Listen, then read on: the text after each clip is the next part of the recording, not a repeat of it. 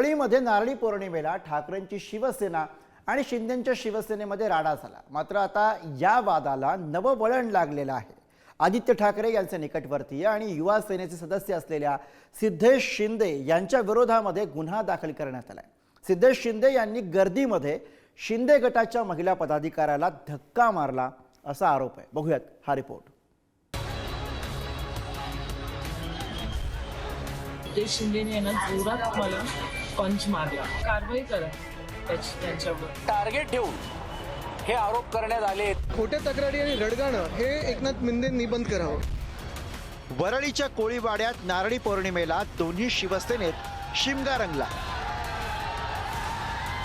उपमुख्यमंत्री एकनाथ शिंदे आणि आदित्य ठाकरे समोरासमोर आले। त्यानंतर आक्रमक झालेल्या कार्यकर्त्यांमध्ये पोलिसांनी मध्यस्थी करत पडदा टाकला।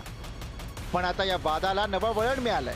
यावेळी आमदार सुनील शिंदेंच्या मुलानं धक्काबुक्की केल्याचा आरोप शिवसेनेच्या महिला शाखाध्यक्षानं केलाय। या प्रकरणी सिद्धेश शिंदेंविरोधात दादर पोलीस स्टेशनमध्ये तक्रार दाखल करण्यात आली आहे।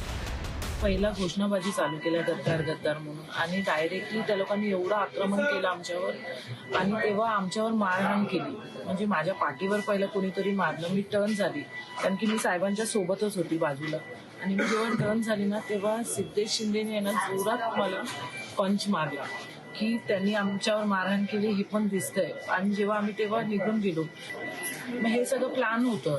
माझी भूमिका म्हणजे कारवाई करा त्यांच्यावर। सिद्धेश शिंदे एक अत्यंत हुशार, एक सक्षम आणि एक युवा संघटनेमध्ये काम करणारा कार्यकर्ता, सर्वसामान्य लोकांना आणि युवकांना प्रेरणा देण्याचं काम तो करतोय।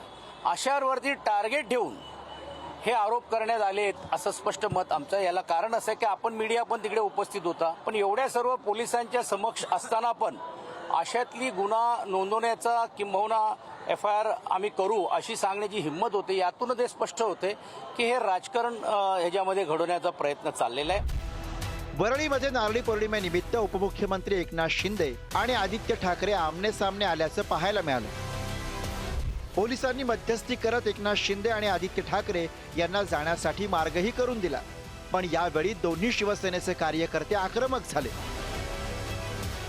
अरुंद गल्लीतनं दोन्ही नेते पास होत असताना कार्यकर्त्यांमध्ये धक्काबुक्की झाल्याचं पाहायला मिळालं। आमची कोणत्याही संघर्षाला तयारी आहे। जर तुम्ही पाळलेल्या निवडणूक आयोगाशी आम्ही संघर्ष करतोय तर हे संघर्ष आमच्या रस्त्यावरच्या शिवसेनेच्या पाचवीलाच पुजलेले आहेत ना।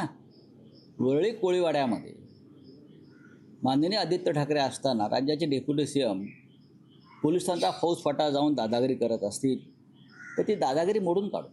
आत्ता सांगतो, फार दादागिरी करूच नका। तुमची दादागिरी इथे फडणवीसच मोडून काढतायत रोज। काहीतरी गडबड गोंधळ करायचा आणि त्यांना माहिती आहे गडबड गोंधळ झाला तर मार कोण खाणार? समोरचेच मार खाणार। तर आम्ही मार खाणाऱ्यांमध्ये नाही आहोत आणि गडबड गोंधळ करायचा मग आमच्या कार्यकर्त्यांनी हात उचलला की मग लोकांच्या दरबारात जाऊन रडायचं, सहानुभूती घ्यायची हा त्यांचा डाव होता। पोलिसांनी दोन्ही गटाच्या कार्यकर्त्यांना वेगळं करण्याचा प्रयत्न केला। यावेळी दोन्ही बाजूच्या कार्यकर्त्यांनी घोषणाबाजी केली। ठाकरेंचे कार्यकर्ते गद्दार गद्दार अशा घोषणा देत होते।